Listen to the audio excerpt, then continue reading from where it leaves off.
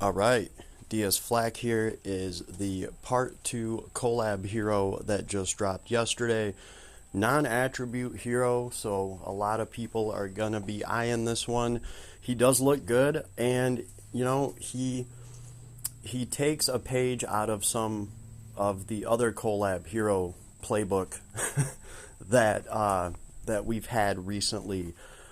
He has an ability that I thought only the Sonic heroes would have, and that is a flinch proof while moving. Very interesting, very awesome, and it's not flinch proof that is only for one element or for magic or for physical. He gets a flinch proof while he's moving around, whether it's magic, physical, no matter what attribute or element the damage is. That's really cool, and in the little bit of testing that I've done, it works very well. This guy can run through damage and just shrug it off, right? He also, let's see, he gets to either dual wield or double hand. He has both of those abilities built in. You are leaving a lot more SC on the table if you decide to dual wield with him, right? Dual wield costs like 14 SC or something like that. He has a bunch of like the favorite sword abilities that, I mean, each of those costs like 12 SC, and he has a couple of those. So he's going to be good whether you dual wield with him or double hand a weapon with him. He's going to have bonuses to either or. His gear is pretty awesome. One of them is an accessory, so it's not like one of his paid weapons is an armor that is only going to be usable if you're single wielding a sword.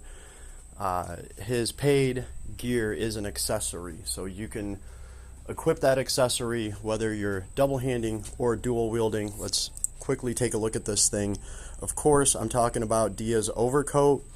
It's magic attack and counter damage minus 20%, especially with that counter damage. That's really good. But the real good thing on it is the SCT recovery speed plus 10%. Also, not bad stats, right? 53 attack. This item is not leveled up all the way. It's only at plus 12. But it is giving 82 defense and 65 mind. This guy has an ability where his damage is scaling off of his mind, just like Balin. So, adding things to him that are going to increase his mind stat are not only going to help him shrug off magic damage, but they're going to help him do more damage himself, right? I have the red hot Yukata on him right now. That's just because I was pretty much just testing what his damage is going to look like when he is double handing a sword. We have his sword here, crit rate plus 5%, skill damage plus 30%, damage cap 2,500, and of course if he is single wielding this, that damage cap goes up to 5,000 instead. Interesting to note, he is going to be somewhat of a crit based hero if you want to get all the damage out of him, because they gave him things that proc, that have a chance of proccing when he's doing critical damage. Let's just look through some of these real quick. We have technology. He's going to have continuous brave effect, strength plus 50%. This guy has no problem getting his strength up over 9,000 very easily. Poker face, crit rate plus 5%, chance to evade physical and magic attacks. So that's going to stack with evade very, very well. I like that about him too, is that he has a chance to evade magic as well. I don't know if evade stacks on with that as far as the magic goes, but either way, he has a chance of evading damage from both, so that's very nice. Master of the Blade, sword equip, skill, special damage cap 10,000, and equipped sword strength plus 200%. So you're definitely going to want to use a sword. We have Godspeed, boost movement speed when a skill is used far enough away, chance to boost your movement speed. Mental training, When physically attacking, chance to boost the unit's strength 100% and deal damage. That's on top of the 200% strength he's already getting from just having a sword. Indomitable Spirit, we know what that's all about. Sword Giga Boost, you're going to want to make sure that he uses a sword. Sword High Boost. Here's Dual Wield. So you're pretty much going to be choosing between taking advantage of Dual Wield, right? Or Two-Handed Sword Boost 3. Mystic Favorite Sword, right? When only one weapon is equipped. And a physical attack critical occurs. Chance for damage 150% and damage cap another 15,000. So that's why I was saying it pays to have some crit on him, especially if you are single wielding a sword, double handing a sword. And he has favorite sword. When equipped with only one weapon, physical attack damage 30%, damage cap another 10,000. So yeah, some of the guildies have been saying that they are going for a double hand build, and I can kind of see why, right? Because if you go with dual wield, you're giving up favorite sword, mystic favorite sword, and two-handed sword boost 3. Two-handed sword boost 3, I think, is really adding a lot there. Another 30% to damage. I mean, all of these are adding favorite swords effect plus 50%. That's crazy. And your crits have a chance of 150% more damage, so that's going to fill out your damage cap no matter what nasty thing that you're fighting. I really like the mystic favorite sword, right? And of course he's going to have piercing. Physical attacks have a chance to greatly reduce enemy defense. Serenity, boost physical attack damage based on mind. When physically attacking, enemy defense minus 15% and deal damage. So that's going to help him cut through tanks that have a super high defense, and it's going to empower his damage using his mind stat. So Serenity is awesome. I think Balin started it all with Serenity. There's another thing he has, Gale Force. Gale Force is awesome at max hit point SCT recovery speed plus 10%. Just another little bit of haste to put on your haste, and he is coming with that anti-type boost already built in. So, you know, add your slayers to him and they're going to do 50% more. And he's coming with Brute Buster. Give physical attack special counter an anti-brute, beast, plant, insect, bird, fish, and creature type effect. So the fact that he has Brute Buster and he has anti-type boost already built in, he's just that much better at using killers and slayers. He's just going to be getting 50% more damage with all of that stuff with anti-type effects. So very awesome. He's going to come with Proud Force and of course Advanced Aim Vitals. He's got a little bit of crit built in, and this is a expensive crit up ability. I think this is like 8 SC, might be 7 or 8, but most people do not pay the 8 SC to get crit up 3. It's just a lot of SC for the 8% more that you get for your crit. But if that already comes built into your kit, we will definitely take it, especially on a hero that can get 150% more damage on a critical hit when they are double handing a weapon. I think the crit works in here very well. He does have the heroism, which is cool because they're bunching a bunch of stats up together. Strength, defense, hit points. Resolve, that's the one that has mind in it. I'm looking for mind because mind helps his damage. Between the resolve up and the heroisms, that's really nice. We also have some Fighting Spirit 5 and Fighting Spirit 3, strength and hit points, and of course he's coming with magic, defense up max. All of these mind 15% abilities, they're going to help scale his damage up a little bit and make him resilient to magic damage. So he's got quite the complete kit here, right? And the best part is these new heroes, the big the big power boost they have is in their E6 unlock, ability unlocks. I don't have them here to look at right now, but they would be the abilities that we get up here. All these new heroes, their E6s are on a completely different level than what our other heroes would have. Like if we look at this guy right here, you know, you're getting these ability unlock, these transcend sword abilities. Here's one, sword mastery. You know, I think Flax here, the other guy, he gets a crit mastery, which works very well. What is this? A single wield, you know, 15,000 more to damage cap, stuff like that. The point is, the older heroes never got anything this good. Like they would get transcend, skill, limit break, and they would be at a very low level. They would get like another, you know, 2,500 to damage cap or something like that.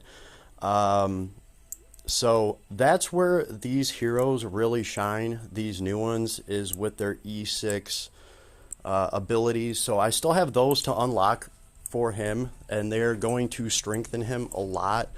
But basically, he's still going to be the same hero. We have a pretty damn good idea of how he plays and how to set him up. Let's see. Let's talk about the actual cool things that they have taken from other heroes and given to DS Flac here. Man, I'm having a hard time pronouncing his name. First and foremost, they took something from the Sonic collab and gave it to this guy. This whole being flinch proof while you're moving and running around. That is something that I only thought the Sonic characters would get, and I didn't think we'd be seeing too much more of that in this game until Sonic came back. He has that. I've been testing it. It is very cool to just be able to run out of a spell instead of being flinched and interrupted and thrown up in the air and just kind of balanced there. Now, here's what's important. That can still happen to him. If he's just standing still and, you know, a pillar of flame comes up, it's going to, you know, toss him up in the air. He's going to get interrupted. But if he's moving, if he's actively running and moving on the screen, yeah, the pillar of flame will come up. It'll still do damage to him, but he'll be able to run right through it. So he's much harder to pin to a wall since he can just start moving and start moving through the damage while other heroes are going to get pinned. I have tested this with physical damage, with magic damage. It doesn't matter what attribute it is. So that on its own is very awesome. Aside from Sonic, they've also borrowed a little bit from Street Fighter. This is, I think, the only other hero who has an S1 that changes based on the distance of your opponent. So his S1, his air slash,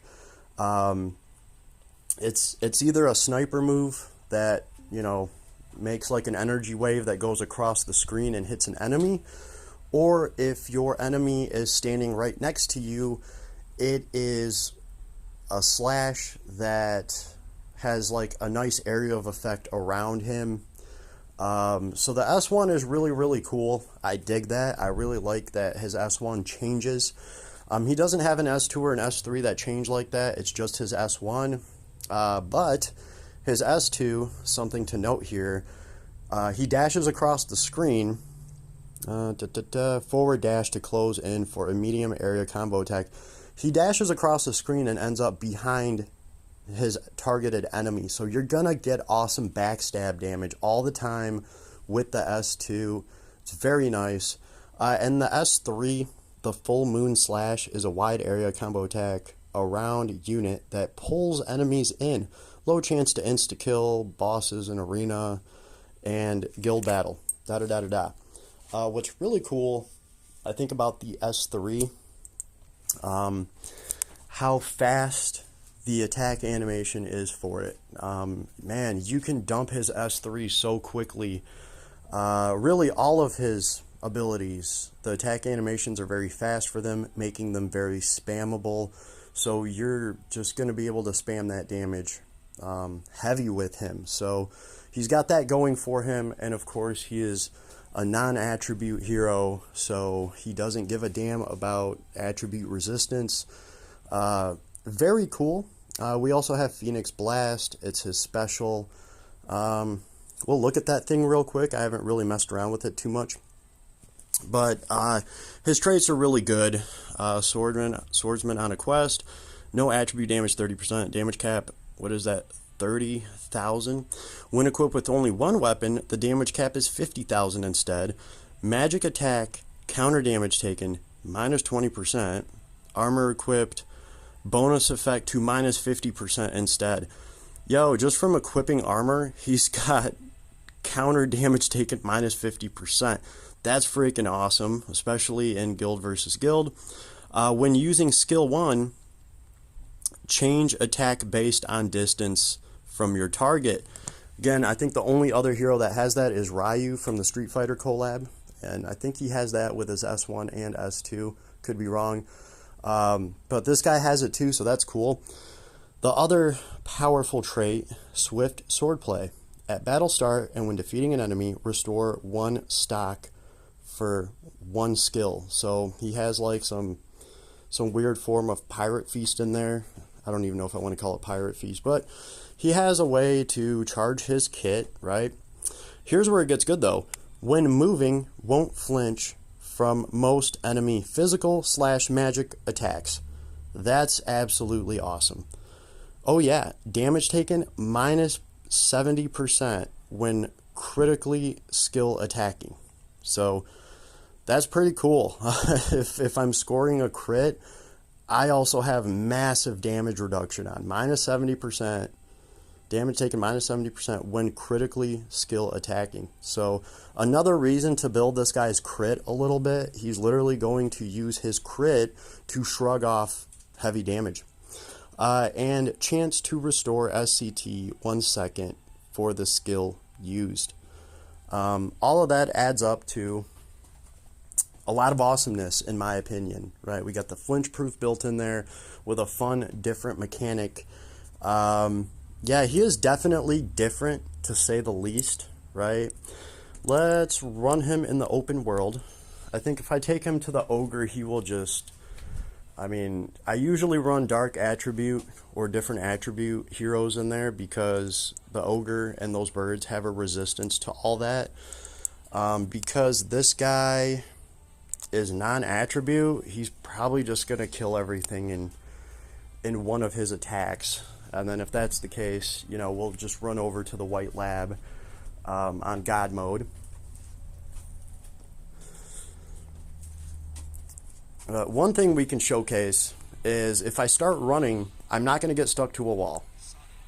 So I'm running, see that? I'm running through the spell, I'm running through their damage. They're actually not interrupting me and sticking me to a wall. He can run through everything. That's awesome. Look at that. Look at all those spells we just ran through. Alright, let's S1 this fool. S1. Oh, look at them birds just dropping out, yo. Oh, wow, the ogre's pretty much dead. Whoops. Let's finish him with an S2. We'll get that backstab in there. I don't even have backstab on him, but he just takes the whole gang out. We didn't even get a chance to drop the S3. The point is, you can see how he runs around and shrugs off flinch, and that's really, really nice. Whether it's physical attack, or magic, he is just crushing that shit. So there's that. Let's actually drop his S3. I wouldn't even be surprised if his S3 just crushed everything here.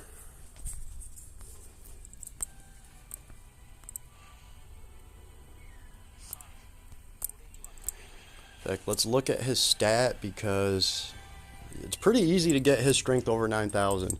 We're only at 7951 right now. Only. There's heroes running around in this game with like a straight 5,000 strength. So, oh yeah, that's right. I am single wielding. That's right. Yeah, I'm single wielding. I'm not dual wielding here. Single wield, I'm seeing like 100,000 damage or 120,000. Dual wielding, I'm seeing like 65,000. All right, so we'll drop an S3, and just that fast, he just cleared everything. Yeah, his S3 just insta kills everything here instantly. So there's that. So yeah, pretty cool hero. Taking a page from other collabs like Sonic and Street Fighter. I didn't think I would be seeing that. He's going to be running very well with Rena. It's just going to be stupid with those shields that she puts on people. Right, so the only thing I really still have to test on this hero is the crazy damage reduction. Let's see if he can take a hit from the Ogre, because that is pretty telling. Now, I know he can take a hit from the Ogre if he's critically damaging the Ogre while he's being hit. So I'm just going to let them chase me around until the Ogre starts glowing. And we will see if he can take a hit like that. We're at 14,000 hit points. I've done nothing to add hit points to this hero.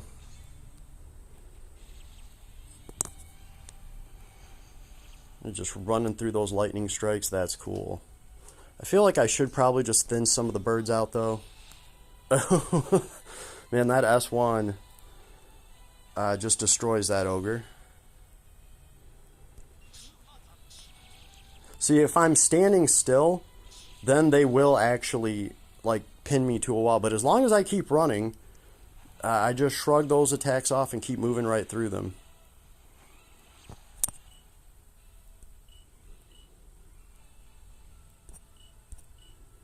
Okay. We'll just S1 this fool.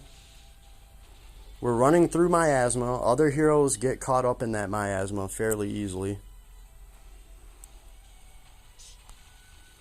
Now, if I stop moving, yeah, I'm going to get caught up in it. So that's important to remember. So the thing is to, obviously, if you try to use an ability and you can't reach, the hero will start running towards the enemy until they get within range of their ability to throw.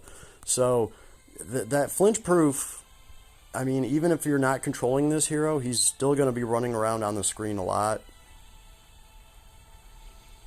Come on, Ogre, start glowing, bro.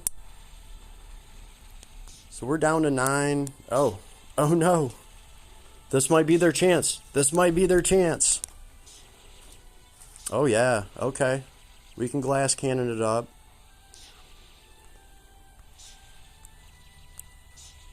Alright, so yeah, of course, when he's stunned, he can still be Hulk smashed. I mean, what do you expect? They can't just make him invincible, damn it. Either way, really, really great hero. Different, that's for sure. And I think he's going to be a lot of fun to play. He looks really good on the screen, too. I ain't going to lie. He's going to be looking awesome in a party with Big Papa Vargas. I can't wait to actually run them around together. So, yeah, leave me a comment. Let me know what you think of the new hero. And have an awesome day. And I will see you on the flip side. Oh, yeah, make sure to like and sub and all that good stuff if you want to support the awesome work I do here. Later, everybody.